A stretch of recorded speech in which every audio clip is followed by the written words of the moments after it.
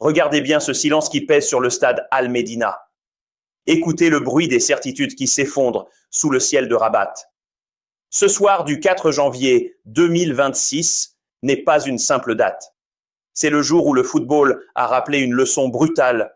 On ne défie pas l'histoire avec de simples statistiques. Hugo Broos pensait revenir en terrain conquis. Il pensait que sa connaissance des cœurs camerounais suffirait à les briser. Mais le lion n'oublie jamais une blessure mal refermée.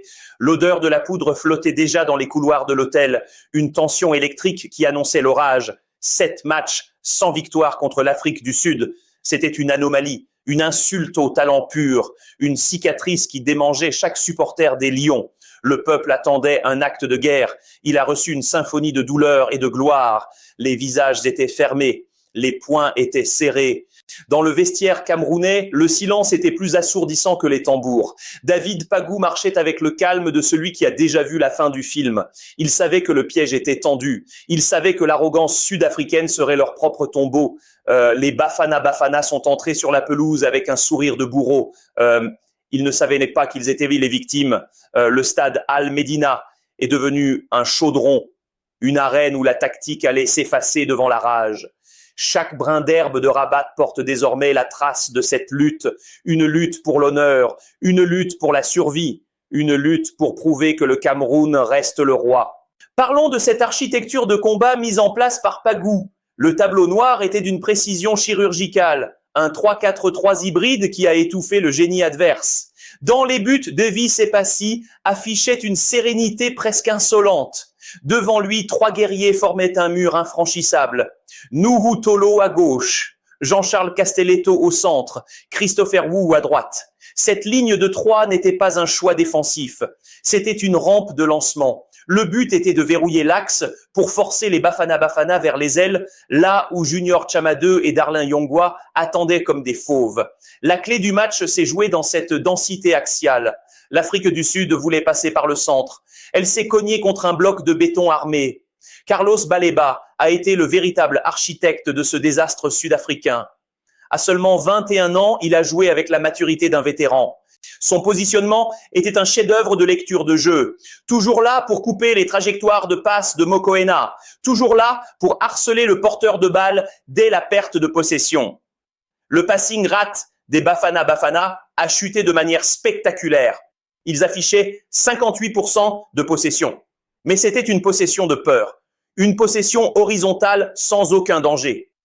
Le bloc bas camerounais aspirait l'adversaire pour mieux le punir. Les hitmaps montrent une activité intense dans le rond central. C'est là que le match a été gagné. Baleba et Zambo Anguissa formaient une tenaille impitoyable. Ils ont réduit l'influence de Themba Zwane à néant.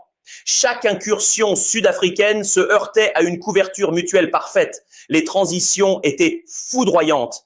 Dès la récupération, le ballon filait verticalement. On ne cherchait pas à construire, on cherchait à détruire. Le trio offensif avec Mbeumo et Namasso créait des brèches constantes. Mais c'est le positionnement de Christian Kofan qui a tout changé. Il flottait entre les lignes. Il obligeait la défense adverse à sortir de sa zone de confort. C'était une leçon de rigueur tactique, une démonstration de force tranquille. La structure ne s'est jamais désunie malgré la pression. Même après la blessure précoce de Yongwa, l'entrée de Naguida a été gérée avec une fluidité déconcertante. C'est la marque des grandes équipes. Une organisation qui survit aux imprévus. Mais derrière cette maîtrise technique se cache une vérité plus sombre. Hugo Broos a tenté un braquage psychologique avant même le premier coup de sifflet. Ses déclarations sur l'absence de pitié étaient une provocation calculée. Il voulait déstabiliser un groupe qu'il jugeait fragile. Mais la véritable trahison ne venait pas de ses mots. Elle venait de ses plaintes incessantes sur la logistique.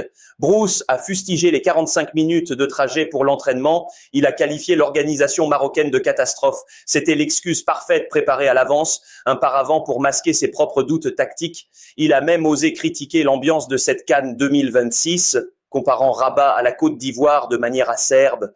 Quelle ironie pour celui qui a été sacré roi avec les Lions en 2017. On raconte en coulisses que la colère de Broos a créé un climat pesant au sein de sa propre délégation. Certains joueurs ne comprenaient pas cette focalisation sur l'extra-sportif. Pendant que Broos comptait les minutes dans le bus, David Pagou préparait ses soldats dans le silence. La CAF a été forcée de répondre à ces attaques, mais le mal était fait. Le sélectionneur belge a transformé ce match en une affaire personnelle. Il a oublié que sur le terrain, ce sont les joueurs qui décident. Sa stratégie de la terre brûlée médiatique s'est retournée contre lui. En voulant mettre la pression sur le Maroc et la CAF, il a seulement réussi à motiver encore plus le clan camerounais. Les Lions ont utilisé chaque critique comme un carburant. Ils ont transformé le mépris de leur ancien coach en une rage de vaincre. Ce n'était plus seulement un huitième de finale, c'était un règlement de compte, un duel où l'honneur pesait plus lourd que le trophée. Si vous sentez que la CAF nous cache quelque chose sur ces tensions en coulisses, abonnez-vous. Ici, on ne dort pas sur les secrets de vestiaire. Le coup de sifflet déchire l'air de Rabat, une détonation qui lance les hostilités. 33 ans de frustration pèsent sur les épaules camerounaises. L'odeur de la pelouse humide se mélange à la peur. Les premières minutes sont une observation glaciale. On se regarde dans le blanc des yeux. On se cherche. On se jauge. L'Afrique du Sud déploie son jeu de soi. Une toile d'araignée tissée avec une précision d'horloger. Le ballon circule. Il glisse, il nargue les lions. Les visages des supporters sont crispés. On sent que le moindre faux pas sera fatal. Le stade Al-Medina est une cocotte minute. La pression monte à chaque seconde. On se souvient des défaites passées. On se souvient de l'humiliation de 1996. Mais aujourd'hui, le regard de Baleba est différent. Il y a une étincelle de révolte, une envie de mordre. Le public retient son souffle sur chaque contact. Le football n'est plus un jeu. C'est une question de survie nationale. Les duels sont des chocs de titans. On entend le bruit des protèges tibias qui s'entrechoquent. C'est une symphonie de guerre qui commence. Le Cameroun recule mais ne rompt pas. Ils acceptent la souffrance. Ils lèchent à leurs plaies en attendant l'ouverture. Chaque passe réussie par les Bafana est un coup de poignard. Mais le cœur du lion bat encore plus fort. On sent que l'équilibre est précaire, que le destin hésite encore. Rabat est le centre du monde pour 90 minutes et l'ombre de la défaite semble s'éloigner peu à peu. Image montrant les circuits de passe sud-africains coupés par le milieu camerounais. Plongeons dans les entrailles de cette première période. Le tableau noir révèle une vérité implacable. L'Afrique du Sud domine la possession avec 58%, mais c'est une possession stérile. Un jeu de passes latérales qui ne trouve pas de faille. Le bloc camerounais reste compact. La distance entre les lignes est de moins de 10 mètres. Une discipline de fer imposée par David Pagou. Teboho Mokoena tente d'orienter le jeu depuis sa zone, mais il est constamment harcelé par Carlos Baleba. Le passing rate sud-africain dans le dernier tiers est catastrophique. Seulement 40% de réussite. À la 14e minute, le premier tournant tactique arrive. Lyle Foster pense avoir trouvé la clé. Un mouvement en profondeur qui surprend la charnière Wu Castelletto. Le ballon finit au fond des filets, mais le juge de touche lève son drapeau. Hors jeu. Un alignement défensif parfait de la part des Lions. C'est une preuve de la concentration extrême demandée par le staff. 4 minutes plus tard, nouveau coup de théâtre. Darlin Yangwa s'écroule. Le piston gauche ne peut plus continuer. C'est une déchirure tactique potentielle, mais Pagou ne panique pas. Il lance Mahamadou Naguida. Le jeune Rennais entre avec une mission claire, fermer le couloir et apporter de la verticalité. Son impact est immédiat. Il redonne de l'oxygène au côté gauche. Le Cameroun commence à sortir la tête de l'eau. On arrive à la 33e minute. Un corner est obtenu suite à une percussion de Mbemo. La défense sud-africaine est fébrile. Sur les phases arrêtées, c'est leur talon d'Achille. Le ballon est mal dégagé dans la surface. C'est le cafouillage, le chaos total. Et soudain, Junior Tchamadeu surgit au second poteau. Il n'est pas un attaquant de métier, mais il a le geste pur, une frappe croisée d'une précision chirurgicale. Le ballon heurte le montant avant de rentrer 1-0. Le réalisme camerounais vient de frapper. Un tir cadré, un but. Les statistiques sont humiliantes pour l'adversaire. L'Afrique du Sud a le ballon, mais le Cameroun a le score. La heatmap de Tchamadeu montre un volume de course impressionnant. Il couvre tout son flanc avec une énergie débordante. Il gagne 70% de ses duels défensifs. C'est une performance de classe mondiale. Les Lions ont réussi leur pari. Ils ont aspiré l'adversaire pour mieux le punir. Le bloc reste bas. On ne s'enflamme pas. On gère l'avantage avec une froideur tactique admirable. On ferme les espaces à l'intérieur. On oblige la RSA à centrer. Mais dans les airs, Castelletto règne en maître. Aucun duel aérien n'est perdu. C'est une forteresse imprenable, une synchronisation parfaite qui prouve le travail colossal de Pagou. L'Afrique du Sud tente 60 passes de plus que le Cameroun dans cette phase, mais aucune n'atteint la zone de vérité. Le verrou est en place. La discipline tactique est absolue. On ne laisse aucun intervalle. Baleba intercepte 3 ballons consécutifs dans les pieds de Mokoena. C'est une asphyxie lente mais certaine. Carlos Baleba continue son travail de sape au milieu. Ses heatmaps montrent qu'il est partout. Il couvre une distance de 9 km à la 75e minute. Son duel avec Zwane est un régal pour les puristes. Il ne lui laisse pas 1 millimètre pour se retourner. Le bloc bas camerounais est une merveille de coordination. On voit les coulissements parfaits entre Wu et Castelletto. Ils interceptent les ballons filtrants avec une facilité déconcertante. La possession sud-africaine atteint 62%, mais elle est cantonnée à la périphérie de la surface. Le danger est réel sur les corners. Mais la taille de Kofan et Wu fait la différence. Ils dégagent tout ce qui bouge. On remarque une baisse de régime physique chez les Bafana Bafana. Leur sprint à haute intensité diminue de 20%. Le climat marocain pèse sur les organismes. David Pagou demande à ses attaquants de rester haut pour bloquer la relance de Williams. Cela oblige le gardien sud-africain à jouer long. Ce qui est exactement ce que veut le Cameroun. On récupère les ballons de la tête systématiquement. La gestion des temps faibles est la grande force de cette seconde période. On sent une équipe qui sait souffrir ensemble, une solidarité qui brise la finesse technique adverse. Les statistiques de tir cadré restent en faveur des Lions. L'efficacité est totale. Le bloc défensif se déplace avec une synchronisation robotique. On ferme les intervalles de manière chirurgicale. Les milieux de terrain camerounais effectuent un pressing de compensation incroyable. Dès qu'un joueur sort de sa zone, un autre couvre. C'est un quadrillage parfait du terrain. Les Sud-Africains tentent des changements de rythme, mais le Cameroun répond par une densité athlétique supérieure. Le passing rate adverse dans les 30 derniers mètres est ridicule. On sent une impuissance technique face à une telle puissance physique. Les Lions dévorent les espaces et les hommes. Cette maîtrise tactique est une véritable symphonie défensive. Un chef-d'œuvre de rigueur. On voit même Baleba redescendre pour former une ligne de 6. L'adaptation au mouvement de Magopa est instantanée. Rien ne dépasse. Tout est calculé. Si vous sentez que la CAF nous cache quelque chose sur cette organisation, abonnez-vous. Ici, on ne dort pas sur les coulisses, car ce qui se passe en zone mixte est lunaire. Hugo Broos continue de déverser son fiel sur la logistique marocaine.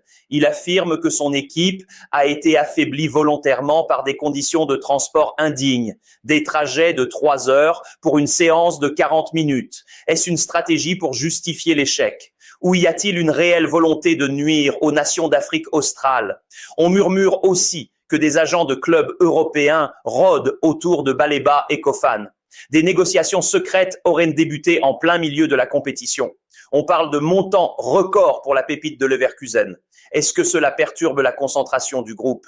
On sait que le foot business n'a aucune morale.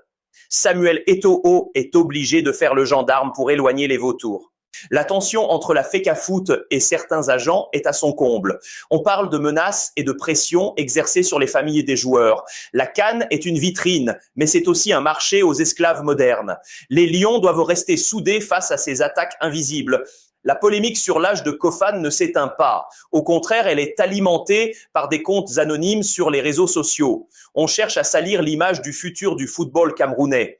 Mais sur le terrain, la seule vérité est celle du tableau d'affichage. Et pour l'instant, le Cameroun donne une leçon de réalisme au monde entier. Certains disent que des tests de dopage ciblés auraient été demandés.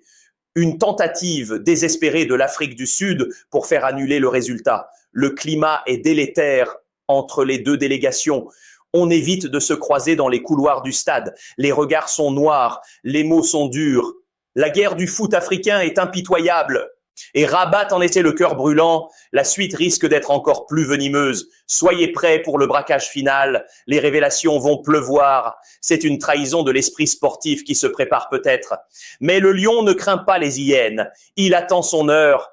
La pendule de Rabat est une guillotine. On entre dans la zone rouge. La 80e minute marque le début de l'agonie. Christian Kofan a le but du 3-0 au bout du pied. Il s'échappe. Il efface son vis-à-vis, mais sa frappe lèche le poteau extérieur. Le stade pousse un gémissement collectif. C'est le tournant émotionnel. On sent que le destin hésite encore à choisir son camp. Les Sud-Africains reprennent vie. Ils sentent l'odeur du sang camerounais. On voit la peur dans les yeux des supporters des Lions. On se souvient des retournements de situations cruelles. Le doute s'insinue comme un poison lent. Chaque seconde pèse une tonne sur les épaules de Castelletto. L'Afrique du Sud jette ses dernières forces dans la bataille. C'est un assaut sauvage.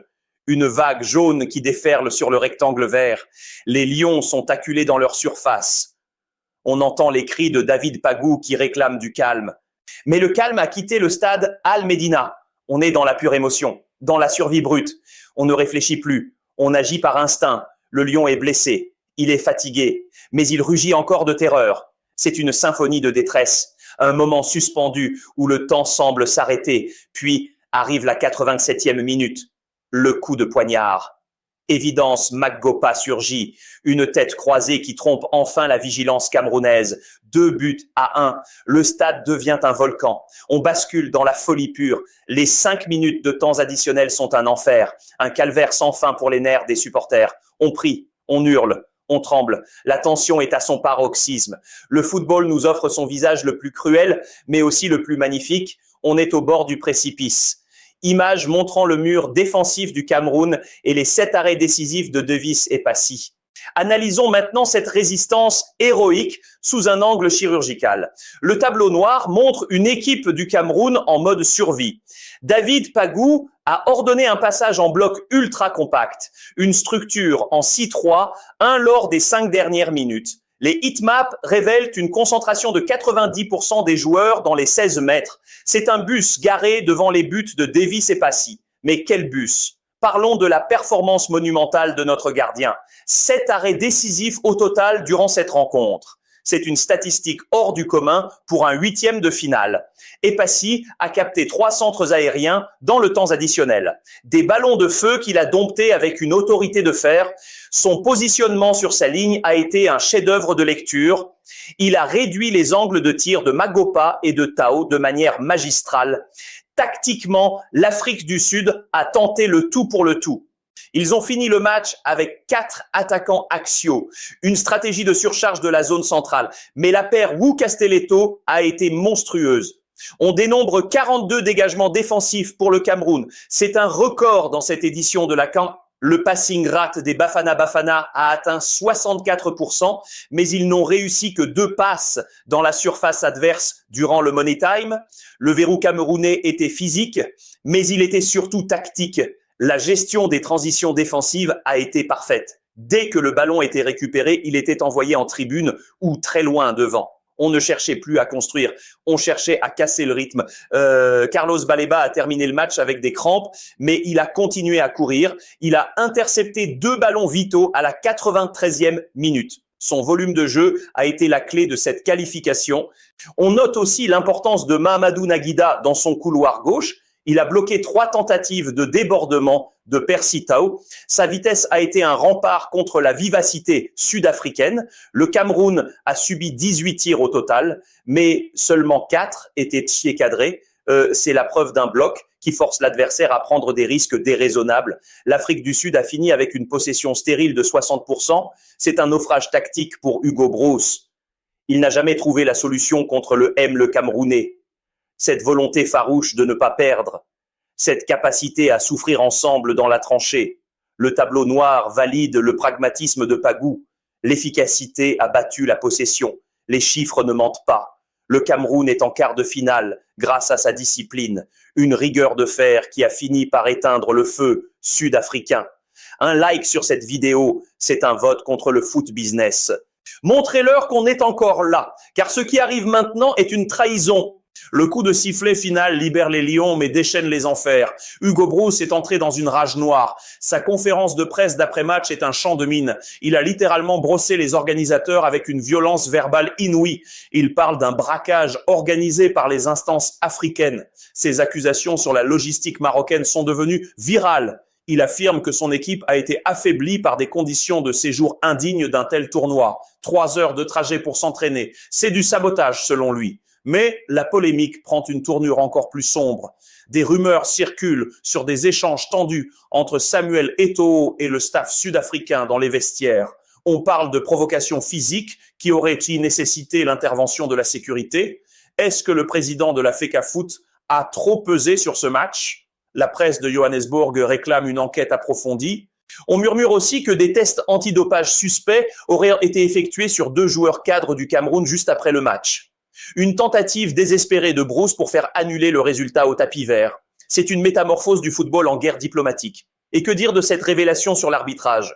Des images filmées depuis les tribunes montreraient des gestes suspects entre l'arbitre central et certains officiels à la mi-temps. Le spectre de la corruption rôde toujours sur la CAN. On parle d'un arrangement pour assurer la présence du Cameroun en quart contre le Maroc. Un choc qui garantirait des audiences records. Le football business montre son visage le plus hideux. Pendant que le peuple camerounais fête la victoire, les avocats préparent leur dossier. Hugo Broos ne veut pas mourir seul.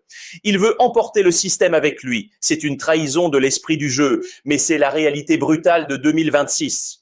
Le silence de la CAF sur ces incidents est assourdissant. Qu'est-ce qu'ils essaient de cacher ? Pourquoi les caméras de surveillance du tunnel ont-elles été coupées à ce moment précis ?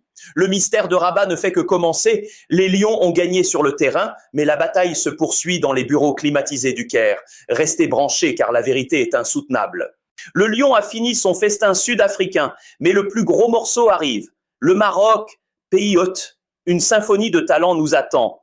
Bruce repart dans El Ombre. Son héritage est brisé par ses propres fils. David Pagou a prouvé que le talent local N n'est pas un mirage. C est une métamorphose de l'identité nationale. Le Emle a vaincu la possession stérile. Le stade Al-Medina S éteint doucement. Mais les cœurs camerounais brûlent encore. Cette victoire 2-1 est un message envoyé à tout le continent. Nous ne sommes pas là par hasard. Nous sommes là par droit divin. La nuit de Rabat appartient aux lions indomptables. On voit des larmes de joie sur les visages. On voit la fierté d'un peuple debout. Le naufrage de l'Afrique du Sud est total. Hugo Broos a été brossé par L Histoire. Son arrogance S est fracassée contre le mur de Baléba. On sent une paix étrange descendre sur le camp camerounais. La paix de celui qui a accompli son devoir. Mais ce N n'est qu'une étape. Le sommet de la montagne est encore loin. La trahison de Bruce est oubliée. Seule compte la gloire de demain. Les lions rugissent une dernière fois dans le vent marocain. Ils sont prêts pour la suite. Ils sont prêts pour le chaos. Ils sont prêts pour le Maroc. Le vendredi 9 janvier 2020, 6 à 20 heures précises, le stade Moulay Abdellah sera le théâtre d'un choc titanesque. Le Cameroun affrontera le Maroc en quart de finale. C est une finale avant l'heure, une opposition entre la puissance brute et la finesse technique. Brahim Diaz est l'homme à abattre. Il est en état de grâce absolue avec déjà 4 buts. Sa hitmap montre une liberté totale sur le front de l'attaque. Il décroche pour organiser et plonge pour finir. David Pagou doit préparer un plan anti-Diaz chirurgical. Le Cameroun est comme un vieux cuirassé. Il semble lent et prend parfois le haut, mais sa puissance de feu reste intacte. On a vu contre les Bafana Bafana que le bloc bas est efficace, mais contre les Lions de l'Atlas, cela ne suffira pas. Le Maroc possède une qualité de passe supérieure. Leur passing rate moyen est de 85%. Ils utilisent toute la largeur du terrain avec Hakimi et Mazraoui. Le Cameroun devra densifier encore plus ses couloirs. Le rôle de Carlos Baléba sera à nouveau central. Il devra traquer Brahim Diaz comme une ombre. Une chirurgie tactique sera nécessaire au milieu de terrain. Il faut couper les circuits de passe avec Amrabat. Le Maroc joue dans un 4-3-3 très fluide. Il cherche constamment le triangle sur les côtés. Pagou devra peut-être passer à une défense à 4 pour éviter les 1 contre 1 dévastateurs de Diaz. La hitmap du Maroc montre une occupation intense des demi-espaces. C'est là que se jouera la qualification. Le Cameroun devra exploiter les contres avec Kofan. La vitesse de Naguida sera vitale pour bloquer Hakimi. On attend un passing rate de 60% pour les Lions. C est le minimum pour exister face à cette maîtrise technique. La gestion des coups de pied arrêtés sera encore une arme fatale. Castelletto devra être le patron de la surface. On prévoit un match de duel athlétique intense. Le Maroc court plus, mais le Cameroun frappe plus fort. Elle analyse des données, montre une faiblesse marocaine sur les transitions rapides. C'est là que le cuirassé camerounais doit envoyer ses torpilles. Il faut accepter de ne pas avoir le ballon. Il faut accepter de souffrir pendant 70 minutes pour ensuite piquer une seule fois au bon moment. C'est la recette du succès pour Pagou, une rigueur de fer contre une soie fragile. Le duel Baléba contre Diaz sera le pivot du match. Un choc de génération, un choc de culture footballistique. Tout se jouera sur un détail tactique, un placement, une course, un souffle. Rabat attend ses nouveaux rois. Mais pendant que le Cameroun fête sa qualification, un drame se noue dans l'ombre, un secret qui va faire trembler l'Afrique centrale. La RDC prépare un séisme sans précédent. Ce que vous allez voir sur Sébastien Desabre est insoutenable. Une trahison qui dépasse tout ce que vous pouvez imaginer. On parle de documents confidentiels interceptés à Kinshasa. On parle de mouvements de fonds suspects avant les matchs. La métamorphose des léopards cache une vérité bien plus sombre. Le mystère des Zabres est sur le point d'exploser. Une révélation choc qui va changer votre regard sur cette CAN. Les lions indomptables ne sont pas les seuls à cacher des secrets. La RDC avance masquée, mais le masque tombe. Ce que j'y ai découvert va vous empêcher de dormir. Cliquez immédiatement ici, car ce que vous allez voir sur Desabre est insoutenable. La vérité est une coulée de lave qui va tout emporter sur son passage. Ne dites pas que je ne vous avais pas prévenu. Le football business a encore frappé. Et la victime pourrait être tout un peuple. Le compte à rebours a commencé. La suite est encore plus venimeuse. Vous n'êtes pas prêts pour ce qui arrive.